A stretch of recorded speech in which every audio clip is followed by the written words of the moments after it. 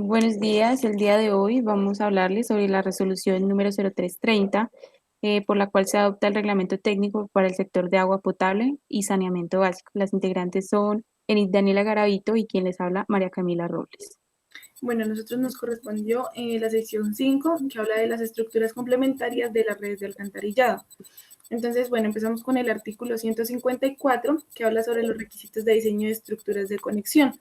Entonces, estas estructuras de conexión tienen pues como unos requisitos mínimos de los cuales vamos a estar hablando.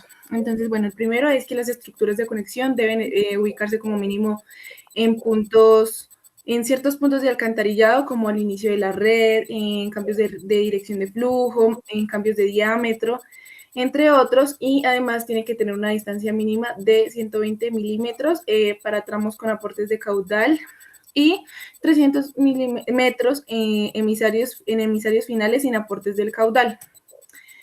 Bueno, otro requisito de estas estructuras es el trazado de las redes de alcantarillado, y en la localización se deben tener en cuenta unos lineamientos. Uno de ellos es minimizar cambios de velocidad en las cámaras o estructuras de conexión, minimizar los cambios de dirección, evitar entradas de flujo que sean opuestas entre sí, evitar salidas mayores a 90 grados, con el fin pues de evitar pues algunos inconvenientes. O sea, como cruce de tubería, entre otros. Otro requisito es el que el diámetro interno de la estructura de conexión debe definirse con las condiciones hidráulicas y geométricas del empalme de las tuberías, garantizando que las tuberías que se conecten a la estructura caben sin cruzarse entre sí y que las pérdidas hidráulicas sean pues mínimas. Bueno, entonces también hablamos de unos requisitos de diámetro interno mínimo, y estas están estipuladas en la tabla 19. Entonces, pues se habla de diámetros de 200 a 500 milímetros. En diámetro interno de la estructura tiene que ser de 1,20 m. En tramos mayores que 500 hasta 750 milímetros, el diámetro interno tiene que ser de unos 50 metros, y mayor que 750 hasta 900, el diámetro interno tiene que ser de 1,80 metros. Bueno, otro de los requisitos es que para tramos iniciales se podrán prever bocas de inspección y limpieza con diámetros mínimos de 200 milímetros. También todas las estructuras de conexión deben tener cañuela en el fondo con el fin de disminuir pues pérdidas de energía. El ancho de la cañuela debe ser como mínimo el diámetro interno de la tubería con menor tamaño que se conecte a la estructura. También las estructuras de conexión deben contar con una diferencia entre las bateas de los colectores de entrada y salida, que son definidas mediante un análisis hidráulico. Para velocidades superiores a 5 metros sobre segundo en los tramos de entrada se deben diseñar estructuras de disipación de energía y o elementos de protección para las cámaras de conexión. También el diseño estructural debe considerar las cargas a las que estará expuesta la estructura de conexión de conformidad con el tipo de vía donde será instalada. Las estructuras también deben tener impermeabilización tanto interna como externa. Y ya por último, para instalar una tubería se debe adoptar un sistema que absorba los movimientos diferenciales entre la tubería y la estructura y los esfuerzos que genere por esta causa. Para tubería rígida se instalará una banda de material elástico alrededor de un tramo de tubo empotrado en la estructura. La banda tendrá un ancho igual o al espesor del muro, menos 2 centímetros de cada lado del tubo. Bueno, ya pasamos al artículo 155, que habla de requisitos de diseños de las cámaras de caída, que esta es otra estructura. También debe cumplir como unos requisitos mínimos. Entonces, entre ellos está que el colector que llegue a una estructura de conexión con una diferencia de nivel entre las cotas bateas mayor a 0,75 metros, debe entregar mediante una cámara de caída. Para estructuras con desniveles mayores a 7 metros se deben diseñar estructuras pues que ayuden a disipar la energía. Otro requisito es que el diámetro interno real de la tubería de la cámara de caída debe ser el indicado en la tabla 20, que es la que vamos a ver a continuación. Entonces la tabla pues habla sobre el diámetro de la cámara de caída en función del diámetro de la tubería de entrada. Entonces tenemos que diámetros internos reales de 300 milímetros o menores van a tener un diámetro interno real mínimo de la tubería de cámara de caída de 170 milímetros. Y así pues para otros casos. Bueno, ya para otra de las estructuras son los requisitos para diseño de sumideros del artículo 156. Bueno, deben ubicarse antes de los cruces de vías, antes de las zonas de tránsito de peatones, en la reducción de la pendiente longitudinal de la vía en el sentido de la escorrentía y en puntos bajos y depresiones, o sea, como tener en cuenta estos requisitos como para antes de su construcción. También se debe justificar los métodos utilizados en el análisis de comportamiento hidráulico de los sumideros. Los anchos de inundación admisibles deben ser establecidos en la tabla 21. Entonces, esta tabla 21 nos determina pues un ancho de inundación admisible según la clasificación de la vía en donde se va a hacer la construcción de los sumideros.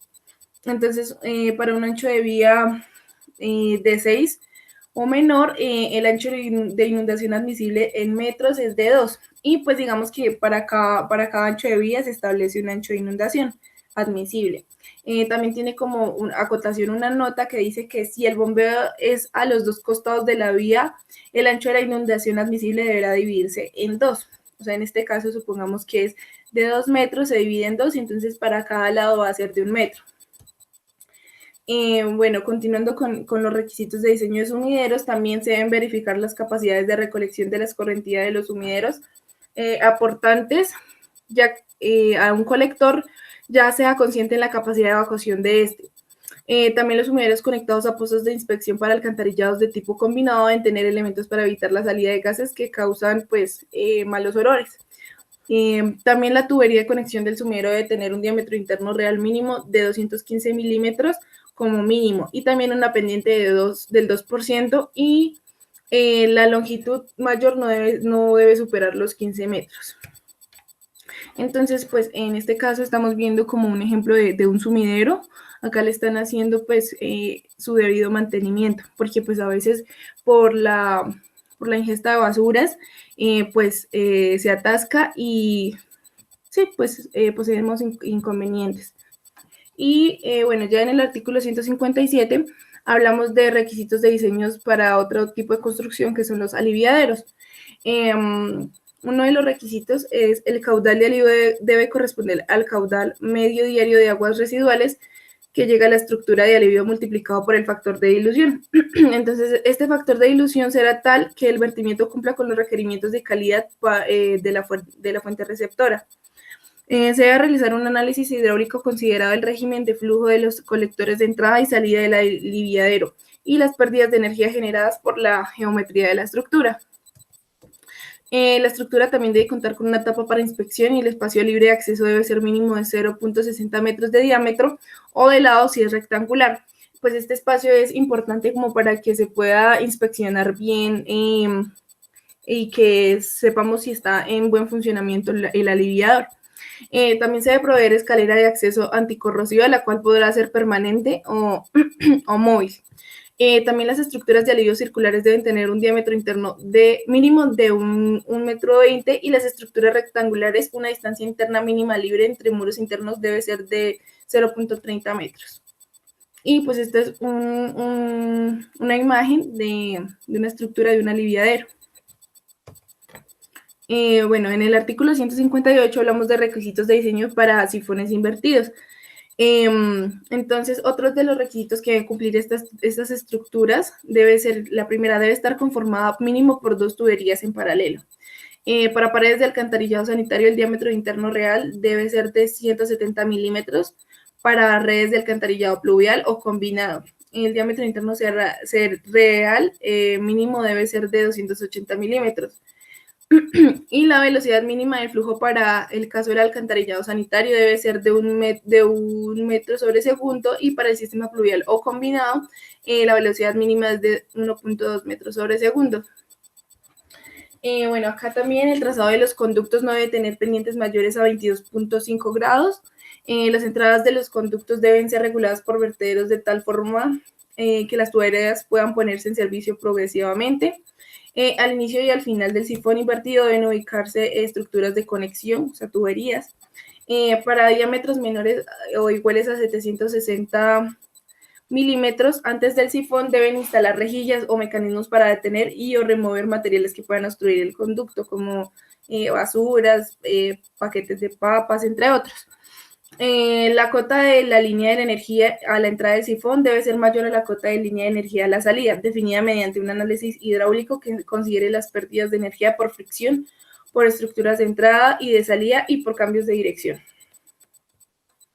Y pues esta es una imagen más o menos como una construcción de un sifón invertido.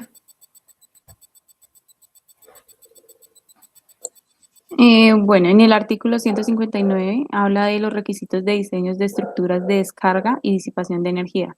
Pues estos son dos factores muy importantes porque pues como sabemos todas las redes de alcantarillado que descarguen a canales o cuerpos de agua deben contar pues con una estructura de descarga pues que garantice la estabilidad de la socavación del terreno, reduciendo la velocidad de flujo hasta un régimen subcrítico.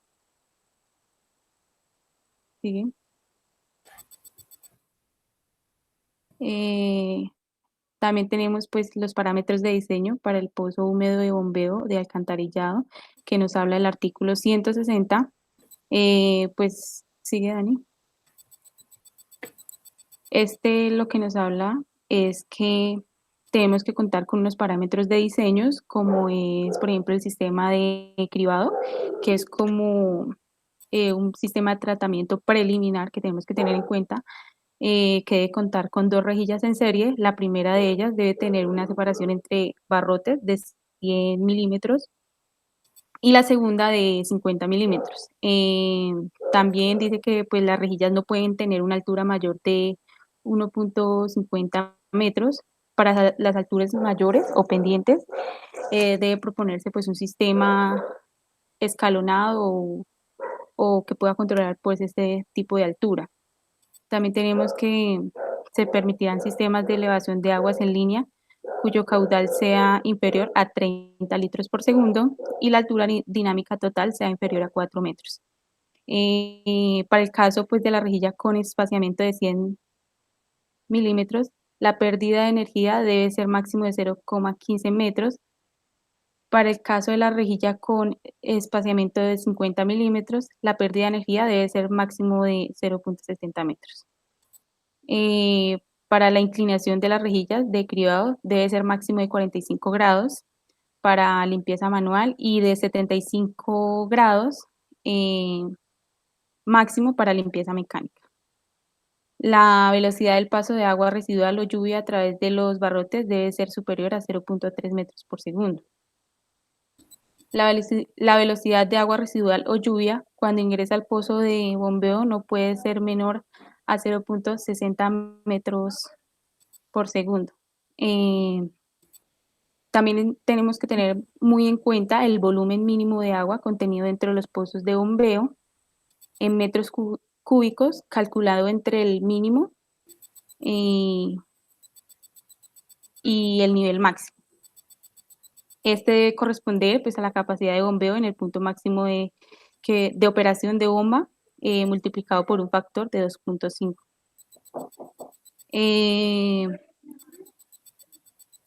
También tenemos que tener en cuenta el tiempo de retención de aguas residuales dentro del pozo. No debe ser mayor a 20 minutos y para el caso de aguas lluvias no debe ser mayor de 30 minutos. El pozo de succión debe estar dividido al menos en dos partes iguales que permitan a través de su compuerta aislarlo, para operaciones de mantenimiento y limpieza. Sigue Dani. En el artículo 161, pues encontramos los parámetros de diseño para bombas centrífugas para alcantarillado. Pues vale la pena recalcar este término. Estas bombas son accionadas por motores eléctricos o de combustión interna. Son dispositivos de uso más frecuente y son fabricadas distintas varias capacidades. De un modo general presentan elevado rendimiento y son insustituibles cuando se deben salvar grandes alturas. Las bombas de este tipo destinadas a bombear aguas residuales están regidas por los mismos principios de las bombas centrífugas comunes utilizadas en el bombeo de agua limpia. Para este también tenemos que tener en cuenta pues unos parámetros, que es como la estación de bombeo. Esta pues debe estar instalada al menos debe tener instaladas al menos 2 bombas, una activa y una pues en receso, pues para cada periodo de bombeo. Tenemos que tener también muy en cuenta la velocidad de estas aguas residuales o de aguas lluvias en la tubería de succión, debe mantenerse entre 0.9 y 1.5 metros por segundo. También encontramos que los motores eléctricos de las bombas deben tener sistemas para regular las revoluciones por minutos del impulsor de la bomba a través de variadores de frecuencia. Para los caudales de operación, la bomba seleccionada junto con su motor deben tener eficiencia mínima en conjunto de 50, 65 y 70% de eficiencia. También encontramos que el sistema de bombeo se debe dimensionar a través del criterio de punto de costo mínimo que relaciona el costo de la tubería de la impulsión para diferentes diámetros versus con el costo de la bomba. Bueno, estas bombas también deben ser activadas de forma automática y manual. Para el primer caso, su conexión o desconexión eléctrica depende de los niveles máximos y mínimos de operación. También se debe tener en cuenta pues que se debe considerar un sistema de respaldo energético que permita operación continua del sistema de bombeo al menos 12 horas ante fallas en el suministro pues, de energía eléctrica. Ahí pues vemos el sistema de bombas centrífugas, que pues existen varios tipos de bombas, pues dependiendo de la situación se utiliza. ¿Sí, Dani? En el artículo 162 encontramos los parámetros de diseño para bombas tipo tornillo de Arquímedes para alcantarillado. Pues estas son o funcionan al aire libre y por tanto a presión atmosférica. La altura que debe vencerse corresponde pues al desnivel existente entre las extremidades del tornillo, colocando en su posición de operación. Estas bombas son adecuadas para caudales importantes y pequeñas alturas de elevación. Este tiene un rendimiento relativamente bajo debido pues principalmente a fugas entre el hélice y la canaleta que la contiene. También encontramos unos parámetros muy importantes, que es como la estación de bombeo, pues debe tener instalados al menos 2 tornillos de Arquímedes, uno activo y uno en receso, por cada periodo de bombeo. También el diámetro es muy importante del eje respecto al diámetro exterior del hélice del tornillo de 0.50. También es muy importante tener en cuenta pues, los ángulos de inclinación del tornillo debe estar entre un rango de 25 a 40 grados. El paso pues, del hélice del tornillo debe ser igual al diámetro exterior del hélice y pues el tornillo debe proyectarse de manera que el nivel máximo de agua en el pozo coincida con el nivel superior y que la primera hélice se intercepta con el eje del tornillo. La holgura máxima entre la hélice del tornillo y la cama de desplazamiento del líquido se determina con base al diámetro exterior de la hélice y debe ser igual a la siguiente pues, expresión, que es 0,045 raíz cuadrada del diámetro. Debemos tener en cuenta también la longitud. Debemos tener en cuenta también la eficiencia. El tornillo debe girar en un rango de 30 a 80 revoluciones por minuto, con base pues a los diámetros. La altura de bombeo debe ser menor o igual a 6 metros. Los tornillos deben estar como activados de forma automática o manual. El sistema de bombeo se debe mencionar a través del criterio máximo de eficiencia energética y para todos los casos se debe considerar un sistema de respaldo energético que permita la operación continua del sistema de bombeo al menos por 12 horas, pues también como se mencionaba en el artículo anterior. ¿Sigue, Dani? Ahí vemos pues las bombas tipo tornillo de Arquímedes para pues alcantarillado, pues son recomendados para grandes caudales y pequeñas alturas de elevación. Ahí vemos pues un ejemplo en la imagen. Sigue, Dani. Por último encontramos pues en el artículo 163 los requisitos de diseño para cámaras de descarga de tuberías de impulsión. Bueno, estos sistemas Se conduce el agua residual desde la fuente hasta la entrada de la planta y dentro de la planta, es decir, que el sistema por el cual se lleva a cabo el agua de unidad en unidad para realizar su depuración.